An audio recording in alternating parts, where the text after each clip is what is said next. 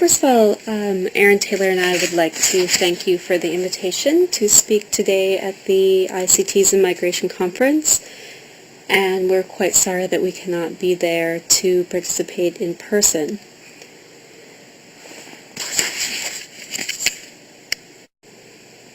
So the talk that I will be giving today is based on recent research that we have been conducting over the last 4 months or so in Haiti and on the border of Haiti and the Dominican Republic. And so the title of the talk today is called Mobiles, Migrants, and Money. Mobile phones have come to play an increasingly important role in the social and economic activities of the poor throughout the world. While debates around the relative social and economic benefits of mobile phones continue, it's clear that the mobile phone's capacity for enabling mobility, as well as for storing information, credit, and other forms of value bestows them with an unusually flexible and varied role in human social relations and organizations. So today I'll be discussing the role of mobile phones in shaping the mobility, economic, and social well-being of some of the world's poorest people moving across the border of Haiti and the Dominican Republic. Since July 2012, we've been involved in working with Espelencia Baptiste, who's an associate professor at Kalamazoo College in anthropology, alongside 3 researchers in Haiti and the Dominican Republic. And our work has really been focused on examining the ways in which mobile phones are being used. Whereas the Dominican economy has achieved significant growth in recent years, Haiti remains the poorest country in the Western Hemisphere. Indeed, since the early 20th century, Haitian labor has fueled the Dominican sugar plantations, and Haitian labor is also prevalent in the construction industry. Additionally, Haitian traders, both male and female, dominate open-air markets in the Dominican Republic cities and large towns. Many of these workers are considered illegal immigrants and are often at risk of being deported by the Dominican state regardless of their visa status. And this practice reflects a long history of antihaitianismo, which has been well documented by historians and anthropologists and others. And this takes place both at the sort of interpersonal level between individuals, but also at the level of the Dominican state. So deportations occur frequently and without notice, including of children born in the Dominican Republic to Haitian parents. For Haitian economic migrants, the Dominican Republic represents a paradox that it is at once the main source of economic improvement, yet also a constant source of insecurity, as legal rights and indeed human rights, as defined by the United Nations, are withheld from them. These issues became particularly prominent in the wake of the January 12, 2010 earthquake in Haiti that resulted in the displacement of over 200,000 Haitians who fled to the Dominican Republic border, as well as to the northern, southern, and western regions of Haiti. So the dependence of Haitian workers upon geographic mobility, irregular income, and illegality influences the type and scope of economic activities Haitians are able to engage in throughout their efforts to navigate social and economic insecurity. And our focus on the border of the Dominican Republic and Haiti over the past 3 to 4 months has sought to make, quote, ethnographically visible, unquote, state bureaucracy, the role of mobile phone companies, and other sorts of related infrastructure that increasingly mediate how, when, why, and how often Haitian migrants cross the border between the two countries. But before talking about this work in more detail, it's necessary to provide a bit of background about the border region captured in part in the video that we'll be playing throughout my talk today. Our research is taking place in the southernmost border crossing of the Dominican Republic and Haiti, in the towns of Antihaitianismo in Haiti, which has a population of about 14,000 and is located immediately west of the border, and Pedernales in the Dominican Republic, which has a population of about 18,000 and it's approximately 2 kilometers east of the border. A produce and small goods market actually straddles the border of the two countries, and the primary language spoken on the border is indeed Spanish. However, Haitian Creole is also spoken widely. Despite the proximity, there remains a stark contrast between the two towns on either side of the border. Pedernales is an orderly, modern town with plazas, concrete buildings, streetlights, shops, and banks, while Ansapits is a fishing village with far fewer concrete buildings. Indeed, many residents live in small houses with wooden frames and walls made of bundled sticks. Most roads are not paved, and those who can afford them use generators to provide electricity. There are few fixed telephone lines, and mobile phones are their primary form of communication. We selected this research site in this region because it's actually a node in a network of migration and trade, despite its seemingly isolated location. As a point of connection between the Dominican Republic and Haiti, the southern route is indeed the road less taken. The main highway connecting Santo Domingo, the capital of the Dominican Republic, with Port-au-Prince, the capital of Haiti, runs through Himani further north. Sealed roads run from Santo Domingo to Pedernales, but they stop at the Haitian border. After this point, there's literally no sealed road connecting Ansapits to anywhere else in Haiti. Indeed, residents explain to us how Ansapits is like an island, with the Dominican border to their east, the sea to their south, and the wilderness and west to the north. Port-au-Prince is a 12-hour trip away on unsealed roads, and the more common route of travel is by 7-hour trip on an open fishing boat to Marigot that arrives about 4 a.m. Jacmel, the administrative hub of the southern part of Haiti, is another half an hour away or so by tap-tap or truck. The boats travel in a fleet of about 9 and really only make the trip twice per week on market days. They are owned and crewed by Haitians. So despite this lack of formal infrastructure, this route remains the most efficient way to move people, goods, and money between Haiti South and the Dominican Republic. So given the relative isolation of the region, communication technologies such as the mobile phone are very important to maintain networks, facilitate the flow of goods, people, and money, as well as to manage the problems of working across national borders. New telecommunications regulations, coupled with liberalization measures at the turn of the century, significantly transformed the experience of connectivity and communication for Haitian migrants as well as Dominicans. There are now 3 major mobile phone carriers in Haiti: Digicel, Voila, and Haytel. And up until a few months ago, Voila seemed to be leading in subscriptions, but as I saw in Jamaica, Digicel Haiti is quickly developing new customers by establishing cell phone towers and providing mobile minute vendors in urban and rural locations. Since 2006, mobile subscriptions increased over 2.4 million, spreading from 5 to 30% of the population, and estimates are significantly higher in the nation's capital of Port-au-Prince.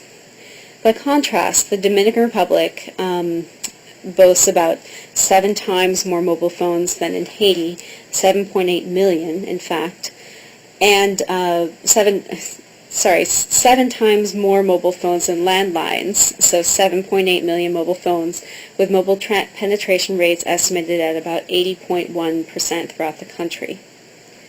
So before Digicel arrived in Haiti a year ago, there was quite literally no Haitian-based cell phone provider in Ansapits. Instead, residents of Haiti depended upon Dominican-based services such as Claro and Orange, and primarily Claro, in fact, and they were able to use these services at home in Ansapits because the signal was in fact accessible on the other side of the border. And according to anecdotal reports, the signal from the Dominican Republic can be picked up some 40 kilometers away from the border. So while this allowed residents to call living throughout the Dominican Republic, so residents were able to actually call the other relatives in the Dominican Republic, whether those were Haitian or Dominican, and it meant that if they wanted to call within Haiti, they had to pay an international price. Now, however, residents have an advantage because they can own two mobile phones, one with Digicel in Haiti and the second one with Claro in the Dominican Republic. Alongside maintaining communication, one of the primary uses of the mobile phone among Haitians and Ansapits is to facilitate the movement of money and goods. Based on our initial data, and again, this research I want to stress is ongoing, we estimate that fewer than 1% of residents of Ansapits have a bank account. These are 1% of Haitian residents in Ansapits. FACONS, one of the largest microfinance organizations in Haiti, will soon open and plans to provide 2 ways of sending money by MoneyGram and unit transfer. In the meantime, however, residents depend upon alternative formal and informal transfer services, such as the boat we described. Joseph, for example, is a farmer in Antipates who uses the boat transfer service once per month on average. He has children studying and living with relatives in Jacmel, and he also has family in Santo Domingo who sometimes send him money. Joseph has 2 mobile phones, one Haitian with Digicel and one Dominican with Claro, so that he can maintain contact with both sets of relatives. He cannot visit his relatives in Santo Domingo because he doesn't have a passport or the 4,000 peso bribe to pay the military to let him pass without identification. When he can, he sends money to his children in Jacmel. As he's told us, quote, "There are times when I send 400 pesos, or 200 or 500 as well. Whatever I find, I send, because the life of us Haitians is difficult. We barely have a precedent. We work hard and the government isn't even building a school or anything. But this isn't the case in the Dominican Republic or even Spain. Haitians work more than anyone else in the world. We have to work hard, and this makes people old because this effort is too much for the little money that we earn." Unquote. To send money with a boat captain, Joseph speaks with the captain and gives him the cash with the name and phone number of the intended recipient. If the sender does not have a phone, then a neighbor or friend's number will be given instead. The sender will then send a text message to the receiver with the amount of the transfer and the captain's name and phone number. The receiver must then meet the captain in Marigot on the morning after the boat arrives. Marigot is a small town, and the boats do not travel again for another 3 or 4 days, so the captain is generally not difficult to locate. If there are any doubts, however, cell phones are used to keep in contact. In the past year, however, 2 boats have capsized, their occupants and money washed away in the sea. So whereas Joseph has integrated the mobile phone into his use of this informal boat transfer service, other people tend to bypass both formal and informal routes of money transfer, preferring in fact to travel in person rather than rely on the services available. One young woman we interviewed, Sabrina, said that she did not know that Caribe Express even existed in Pedernales, and she does not use the Western Union offices in Pedernales because she doesn't speak Spanish. Instead, she travels by bus to Port-au-Prince to receive money that her family in Santo Domingo send to her via Western Union. Interestingly, she typically takes the bus through the Dominican Republic to get to Port-au-Prince, traveling over paved road through the town of Barona, and then on the highway through the Dominican border town of Himani. She considers the journey worth her while because she could avoid using Western Union in the Dominican Republic and also visit her family in Port-au-Prince. Sabrina, in addition, has family in Jacmel who have sent her money in the past via boats. And like Joseph, she has a Dominican Claro phone and a Haitian Digicel phone to help maintain communication with all her friends and family in these different locations. She did note that she would like to see a bank service open up in Antipates, even though she does actually enjoy the social visits because she does not feel it's safe to keep money in her house.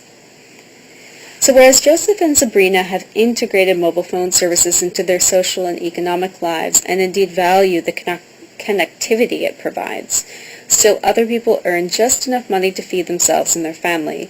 They literally have no access to cash that they can send on to relatives, and if they were employed, they most likely do not receive any money. For example, Nicholas has a wife and 2 school-aged children. He earns $30 US per week, carting goods, baggage, and people onto the 2 the waiting boats between Marigot and Antipates, which travel twice a week. He works as a crew, traveling backwards and forwards. This money is only really just enough for him to feed his family, and he is 3 months behind on rent payments for his house. When we spoke with him, he could not travel because he was sick, so he was very short of cash. Before the earthquake, he received assistance occasionally from his relatives in Port-au-Prince, but he has not been able to contact them since the earthquake because he has no phone or even spare money to buy a calling card so that he can borrow someone else's phone. And bear in mind that this interview was conducted in July. He is very stressed because he does not know if they had survived. Quote, "The earthquake killed a lot of people in Port-au-Prince, and I don't know if my relatives are alive or dead. I had my uncle's telephone number, but I lost it. I want to go past the house of a neighbor who knows well how to use the telephone, but I have no money to give him." Unquote. Nicholas is an important case because he has employment, he is mobile, and he has family in other towns throughout Haiti, but he lacks the financial and technological resources to take advantage of a situation. He also simply does not have the political, social capital and lacks the ability in turn to further cultivate this capital through using a mobile phone or other communication technology that many other Haitians use and indeed rely upon as a safety net. His situation, always precarious, has worsened emotionally and financially since the earthquake. His case is a grave reminder of the limits of employment to provide security in the country where wages are so low that they barely permit subsistence survival. Mobile phones and the social networks they enable and often extend are pivotal then to the ability of very poor Haitians to manage the problems they face in their everyday lives as well as to get through difficult times or crises. So to conclude, I want to tie these three case studies, back to the broader theme of the conference by reflecting upon what ICTs have meant for Haitians and Haitian migrants throughout the early phases of this research. I think to this end it's worth remembering that the cell phone, as we're seeing in Haiti and other parts of the world, the cell phone is really a particularly disruptive object in terms of the normative narratives of innovation and the diffusion of technologies. Unlike the Internet, the cell phone's original adoption occurred in Nordic countries and East Asia. As Manuel Castel and others have noted, the influence of the youth market in its dissemination and the broad recognition of the potential for a global consumer market that incorporates large emerging economies such as Brazil, Russia, India, and China, and as some business schools were touting a few years ago, the bottom or base of the income pyramid, the mobile phone has caused many to reconsider the trajectories of technological development and related forms of social change. The mobile phone has also been powerful in terms of its sheer impact. On a global basis, there are now 68 mobile phone subscriptions per 100 people, compared to 27 Internet users per 100 people. According to the ITU, there are 4.6 billion mobile phone subscriptions worldwide, and while not wholly equal in terms of its distribution, the latest statistics do show that there are now more mobile phones in the developing world than in the developed world. Thus, while the Internet has seemingly stolen all the headlines, the mobile phone has quietly provided people at the bottom of the socioeconomic spectrum access to electronically mediated communication, often for the first time. And while we must be careful to be attentive to the uneven uptake of the mobile phone in the global south, it is clear that mobile communication signals an important landmark for many people. In addition to facilitating connection and the cultivation and maintenance of networks, what I've in the past called link-up, mobile phones have come to play an increasingly important role in the economic activities of the poor throughout the world. As noted in the introduction, the capacity for storing information, credit, sharing, etc., provides many poor and low-income individuals with the opportunity to create, shape, and transform their social and economic lives. It also offers opportunities to participate in a broader palette of state, commercial, and financial organizations, from the ability to send credit to other people through the phone, through services like Credit Me, Credit You, to the emergence of microeconomies, through the purchase of sharing smaller and smaller amounts of airtime or minutes, as we see in Haiti's Padat system, to services such as M-Pesa in Kenya, GCash in the Philippines, and other mobile money initiatives. People are now able to set up accounts and send or receive money through their mobile phones. So there are increasing possibilities for those who do not have bank accounts and reliable financial services. For Haitians living on the border, perhaps, however, the most compelling sense of the cell phone or the contribution of the cell phone to their lives comes from the presence of the mobile phone and mobile phone itself. So residents of Antihaitianismo were insistent upon their need for independence from the Dominican Republic and are highly concerned with installing their own Haitian financial services, communications infrastructure, water purification systems, health systems, and so on. On the border, the moving between the Dominican Republic and Haiti, the time is in fact quite trivial.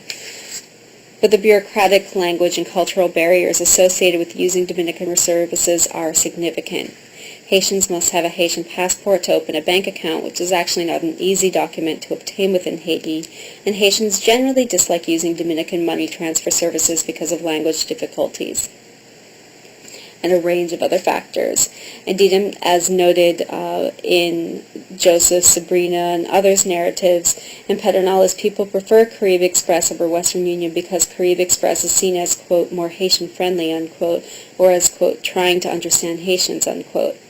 So while one should not be naive about the desires of mobile phone companies to build a consumer base or the profit basis for mobile money and airtime services, I think it is important to remember that mobile phones are significant because they represent and facilitate an alternative infrastructure in a place like Haiti and for Haitians, where basic infrastructures like roads and government institutions seems to be in a constant state of crisis. Thank you for listening.